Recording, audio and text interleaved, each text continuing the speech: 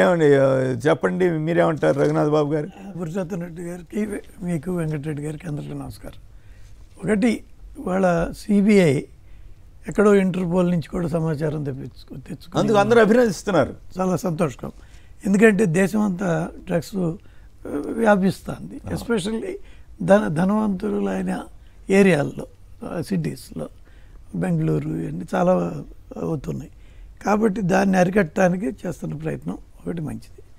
అయితే ఇక్కడ ఒక ఇన్సిడెంట్ జరిగింది.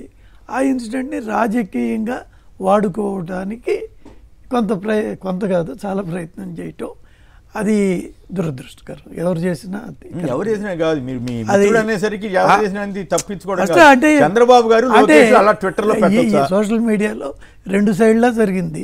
ఫస్ట్ వీళ్ళు చేశారు, ఫస్ట్ ఎవరు చేశారు? సరే, అంత లోతు నేను ఇబ్బంది పడుతున్నారు. నాకు అర్థమైంది. సరే, లేకపోతే ఇక్కడ ఇందాక మీరు సత్యకృష్ణదేవరాయలు మాటలు ఎత్తారు. వాళ్ళకి దీనికి సంబంధం, వాళ్ళు కలిసి చదువుకున్నారు. నాకు తెలుసు, వాళ్ళు అందరూ తెలుసు. వ్యాపార భాగస్వాములు కూడా అంటున్నారు. ఏం లేదు, అదే అబద్ధం. వాళ్ళు కలిసి చదువుకోవటం వరకే. వైజాగ్ గీతం. అవును, ఎందుకు ఇవాళ ఆర్వీఆర్ లో అది విజయసాయి రెడ్డి గారి చెప్పండి, ఆ పాయింట్ చెప్పండి. ఆయన అవగాహన కాదు కానీ ఇప్పుడు వాళ్ళకి సంబంధించి ఎవరైతే ఇప్పుడు ఉన్నారో పురంధేశ్వర గారి అల్లుడు ఈ సంజయ్ ఆక్వా అనేది చీరాల వాటర్ సంజయ్ ఆక్వా అనే దాన్ని ఆయన నేను చెప్తాను. సంజయ్ ఎవరు నడుపుతున్నారు? పురంధేశ్వర గారు అల్లుడు కాదు, ఈ సత్యారావు కృష్ణ ఫ్రెండ్స్ కాబట్టి ఇప్పుడు మరి చెప్పొచ్చు. అవునండి, ఈ వెంకటరెడ్డి గారు చెప్పింది దాన్ని కూడా చెప్తాను. ఈ సంజయ్ ఆక్వా అనేది ఎప్పుడో 30 ఏళ్ళ నాడు పెట్టింది. దానిలో పురంధరేశ్వర గారి వియంకుడు లేకపోతే అల్లుడు ఇప్పుడు చెప్తాంది. ఆయన ఏంటి కేవి ప్రసాద్ అని పేరు, ఆయన ఈ వీరభద్రరావు వాళ్ళు ఒకే ఊరు సంబంధించిన వాళ్ళు పార్ట్నర్స్గా ఉన్నారు. 20 ఏళ్ల క్రితమే వాళ్ళు విడిపోయారు. 20 ఏళ్ళు అయింది, రెండు నిన్న మొన్న కాదు. కాబట్టి వాళ్ళకి వీళ్ళకి ఎటువంటి సంబంధాలు లేవు. ఇంకా ఎక్కువ చెప్పాలంటే తేడాలు కూడా ఉంటాయి. విడిపోయారు కదా, విడిపోయారు. కాబట్టి వాళ్ళ దాన్ని పురంధరేశ్వర గారు అల్లుడని అన్నప్పుడు అవి మిత్రుడు చేసిన దరిద్రం ఇదంతా. లేకపోతే ఆయన అసలు ఏం అనలేదు అనుకోండి, వీళ్ళు అనరు కదా సిబిఐ ఏమైందంటే జర్నలిజం చాలా దిగజారి. ఇప్పుడు మీరు ఒకే వయసు 60, 70, 50 ఏళ్ళు. నేను ఇక్కడ కూర్చొని నేను చెప్పానండి, తప్పు ఎవరిదైనా సరే తప్పు అని రాయండి అని చెప్పాను తప్ప ఎవరినో కాపు గాయమని నేను చెప్పలేదు. ఒకప్పుడు పేపర్లో వచ్చిందంటే ఏదన్నా వార్త, ఎంత పెద్ద వార్త రాశారండి, అంత అనుమానాస్పదమని. ఆ కంపెనీ ఎవరిదో రాయాలి కదా. అంతేగాని ఈ వెంకటరెడ్డి గారు భావిస్తున్నట్టు దానికి దీనికి సంబంధం లేదు. మరి విజయసాయి రెడ్డి గారి పక్కన ఒక ఫోటో వేశారు. ఆయనకి వీరభద్రరావుకి సంబంధం లేదట, ఎప్పుడో వేరుపడిపోయారట. వేరుపడిపోతే విజయసాయి రెడ్డి పక్కన పోన్ చంద్రరావు అన్న ఉన్నాడు కాబట్టి విజయసాయి రెడ్డికి సంబంధం అని రాస్తే మీరు దాని గురించి ఏం మాట్లాడరా? ఇక్కడ నేను మాట్లాడటం కాదు, ఇది ఇద్దరు రాష్ట్రం కాదు.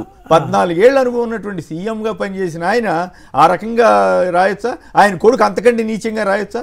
తొందరపడి కాదు, వాళ్ళు ఎక్కడ విచారణలో ఇప్పుడు వాళ్ళ అభియోగం ఏంటి, ఎక్కడ దొరికిపోతారోనని వాళ్ళు విచారణలో ఏమొస్తుందో చూసి రాయండి, తప్పేం కాదు. అది కూడా రాసేటప్పుడు అది మెచ్యూర్డ్ గా మోర్ బాధ్యతాయుతం. కరెక్ట్. మరి ఈ చెప్పండి, మీ సీఎం రమేష్ అండి కాంగ్రెస్ వాళ్ళకి, బీజేపీ ఇది టీడీపీ వాళ్ళకి, జేడీఎస్కి విరాళం ఇచ్చాయంట, మీకు మాత్రం ఇవ్వలేదంట. మీ పార్టీ వాడా, తెలుగుదేశం వాడా, కాంగ్రెస్ వాడా? ఏంటి, వ్యాపారస్తులు సహజంగా అందరికీ ఇస్తుంటారు. అప్పుడు మీకు ఇవ్వలేదు, ఎంత అవునన్నా కాదన్నా షిరిడి సాయి కూడా డైరెక్ట్గా CM Ramesh BJP direct role లేకపోయినా సీఎం షిరిడి సాయి కూడా కొంత వైసీపీ అనుకూలమే. వైసీపీ అనుకూలం అయితే టీడీపీ 40 కోట్లు ఇస్తుందా? వైసీపీకి ఇవ్వలా, అది విచిత్రం. అవ్వచ్చు. మరి మీరు కూడా చెత్త మాట్లాడితే మెగా లాంటి కంపెనీలు అందరికీ ఇస్తారు. మీకే ఇచ్చారని అడుగుతున్నారు వాళ్ళు. పైగా ఈడీ వెళ్తాడంట, 10 రోజులకి విరాళం వస్తుందంట. సిబిఐ వెళ్తుందంట, 10 రోజులకి బీజేపీకి విరాళం అంట. కోట్లు. ఇప్పుడు సీఎం రమేష్ మీద ఈడీ వస్తే సీఎం రమేష్ మిమ్మల్ని పిచ్చోళ్ళని చేశాడు, మిమ్మల్ని తెలివి తక్కువ చేశాడు, మిమ్మల్ని మోసం చేశాడు. లేదా మీ ఇద్దరు కలిసి అలాయ్ పలాయ్ చేసుకుని ఉండాలి. అదే ఉంది. మరి వ్యాపారస్తుల్లో అది అందరికీ ఇస్తానే ఉంటారు. సరే అట్లా మీ ఎంపీలు మా మోడీ గారు కూడా అక్కడ ఎంపీగా సోనియా గాంధీ గారి అకౌంట్ ఫ్రీజ్ చేయకుండా ఆయన కూడా విరాళం పంపిస్తున్నారు. అక్కడ ఎంపీగా చూడొద్దు. అక్కడ ఫ్రీజ్ చేసింది విరాళం వచ్చినందుకు కాదు, లెక్కలు చెప్పనందుకు. అదే అది కూడా నోటీసులు ఇచ్చి. ఓకే, చాలా సంతోషం అండి.